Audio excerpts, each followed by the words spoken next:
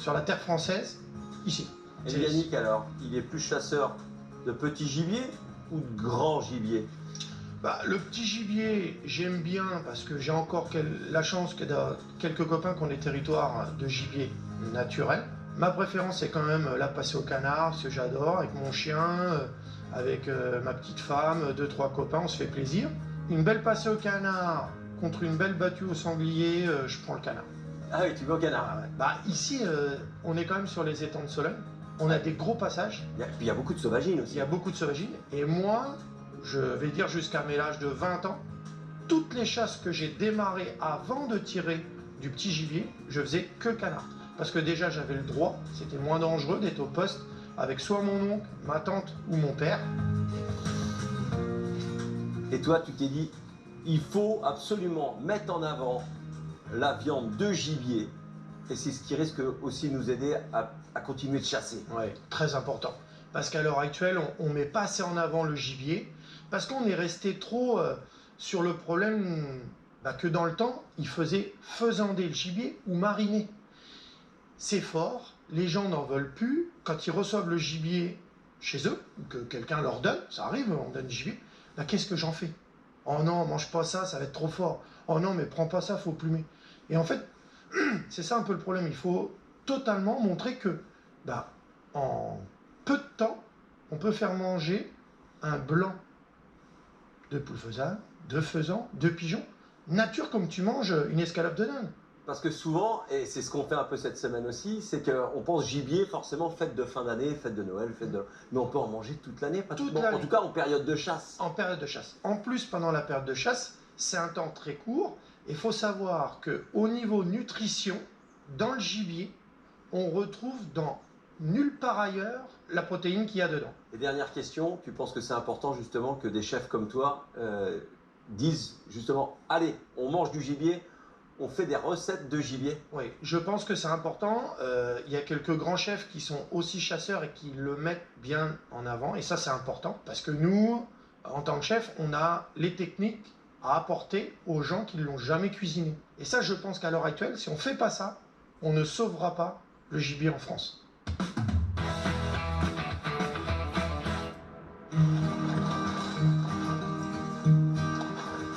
Là, tu mets des petites pommes de pain pour allumer. Ces petites pommes de pain, tu vas voir, ça va donner une petite flambée bien, et puis ça maintient un peu. Bon, on met pas de bois, mais là, ça va très très vite. J'ai jamais réussi à allumer un feu, moi. Voilà. Dernière recette. Dernière recette. Encore à base de chevreuil. Oui, et ça, c'est pour le final du 31 au soir, ou du 24, ou du 25. Tourne d'eau de chevreuil, façon Rossini. Foie gras, truffe. Rossini égale pour moi foie gras. Donc Voilà. forcément, ça va être forcément ma recette. Avec une bonne braise. Donc là, tu as allumé ton feu. Voilà, pour le faire barbecue. Alors, pourquoi? Parce que les gens, le soir du 24 ou du 25 au soir, vont allumer la cheminée. D'accord. Tu peux te le faire à la cheminée. Donc là, pareil. Hop là, on retire le sang. Donc, voilà. Et le chien, il en perd toujours pas une miette. Et t'imagines que dans son nez, elle a le chevreuil qui arrive. Je t'explique pas, hein, c'est un chien de chasse, bien entendu, c'est pas un chien de canapé. Tu vois, c'est comme un enfant devant une console de jeu. Sauf que c'est pas... belle. Là, tu coupes, et là, on rassemble. D'accord? Pour avoir les deux noisettes. Ok? Ok. La ficelle de cuisine traditionnelle. Tu la sers bien quand même? Oui, oui. Comme le rôti du boucher. J'ai fait un loop pour pas que ça se desserre. Voilà. Et là, tac. Donc là, David, sur une bonne braise rouge comme dans ta cheminée, tu vas le mettre tout doucement à snacker. Voilà. On le laisse. Tu vois, ça sert à rien d'avoir des flammes, faut pas de flammes. Parce que déjà, ça va brûler ta ficelle. Donc tout doucement, tu le cuis comme ça. Écoute le chanter. T'entends? Voilà. Donc tu le laisses tout doucement. C'est pas la peine de le mettre tout de suite là. Et puis on va le rouler. D'accord? Ça va commencer à faire sa caramélisation. Donc là, on peut faire la sauce. Alors là, on y va. On va se mettre la sauce. Donc, pour expliquer aux téléspectateurs que la sauce, moi, je l'ai faite. Mais qu'ils ne se prennent pas la tête. Ils s'achètent la sauce grand veneur ou une sauce au poivre. Donc là, on va surtout aller faire chauffer la sauce Et snacker notre foie gras. Et snacker le foie gras. Tiens, regarde, le temps qu'on parle déjà, hop, regarde, il va commencer. Regarde-moi ça. Regarde, David. Ah ouais. Tu vois, il commence. Là, tu vois, ça commence à fumer. Regarde bien. Ça va chanter dans quelques secondes. Et c'est un foie gras congelé. Ouais, c'est le mieux parce que ça crache moins son gras. Ça. Je t'écoute. Ça paraît simple, c'est facile. Mais moi, je le fais souvent, j'adore le foie gras. Le foie gras poêlé, c'est ce que je préfère. En termes de bouffe, c'est ce que je préfère. Et je fais comme tu m'as dit, j'ai déjà fait cette recette comme ça, juste avec le foie gras. Et une fois sur deux, je me casse la goule. Parce que il faut, bah déjà si tu as un foie gras frais, c'est compliqué, il faut le fariner, machin. Il faut des poils super Tefal. Et derrière, le retourner pour pas que ça accroche de trop. Retirer le gras. Et là, regarde, je le sors, c'est terminé. Je l'éponge. Ça, si tu le veux un peu plus cuit, tu le finis sur ta viande, comme nous on va faire. Donc là, tu le prends, tu le mets tout doucement là, tu vois, qui remonte à température.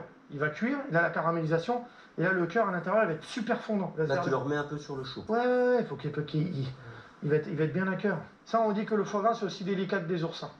Il faut vraiment y aller avec délicatesse. Le foie gras, ça paraît simple, mais là, et je vois qu'il est bien, et je vois qu'il est bien. Et je le vois que moi, ça, j'y arrive pas. Là, tu vois, notre viande a commencé de pas mal. Là, c'est le petit Jésus en culotte de velours. Là, tu te rapproches de Noël. Là. Ah bah là, on est top là, tu vois. Et du jour de l'an en même temps. Bah oui. Le barbecue, c'est une grosse tendance. Aux États-Unis, j'ai des copains qui ont des grosses affaires. C'est 90% dans la cuisine, c'est des barbecues géants. Ils cuisent tout à ça.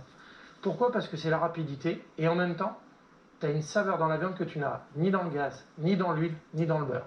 Ça me permet de faire un petit clin d'œil à mon père, parce que papa, c'est toujours le roi du barbecue. C'est vrai que c'est souvent ça aussi. Les bonhommes, souvent, c'était les champions. C'est vrai. Tu parles souvent de ménagères depuis le début de cette émission. Mais bon, nous, on est quand même souvent les champions du barbecue. C'est vrai. Et mon père, c'est un champion du barbecue.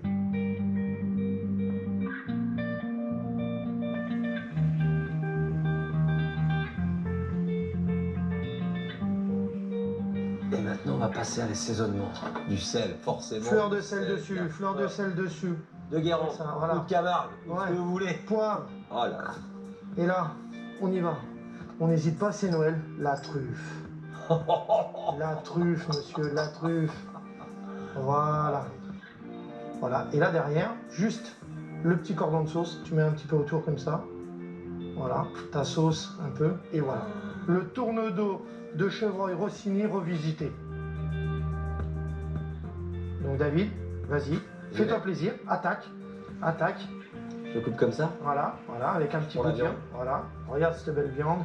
Regarde. rosé à l'intérieur. Voilà. Donc là, je pense que... Regarde, la cuisson, elle est parfaite avec ça. Pour terminer cette émission, tout ce que j'espère, c'est que vous puissiez faire ce genre de recette. Parce que tout ça, on le répète jamais assez, Yannick. C'est aussi important pour l'avenir de la chasse, puisque cette viande de gibier, quand on sait la mettre en avant, quand on sait la mettre en valeur, ça peut aussi permettre de sauver demain Ouais. notre avenir. Il y a trop de pertes au niveau de nos gibiers, donc voilà, je pense qu'à l'heure actuelle, c'est de le mettre en avant, de déstructurer, de faire toute une nouvelle technique. Et c'est à nous les chefs d'alimenter la matrice un peu de chez vous, des livres et tout, pour garder ce gibier toujours top et que les gens peuvent penser qu'on peut le cuisiner sur toutes les façons. Voilà. Merci beaucoup. Merci. Hein, nous, on va se quitter pour cette émission spéciale cuisine. J'espère que vous aurez la chance de pouvoir rééditer et d'essayer de faire la même chose que nous, même si c'est quand même plus facile avec un chef. Je vous laisse en compagnie des programmes de Seasons. Nous, on se retrouvera prochainement, alors soit pour un nouveau best-of ou éventuellement, eh ben, je sais que vous l'attendez toutes et tous, le bêtisier de Seasons Hebdo. Et ben, bon appétit, c'est ça qu'on dit à la fin. Bon appétit. Bon appétit. Doucement.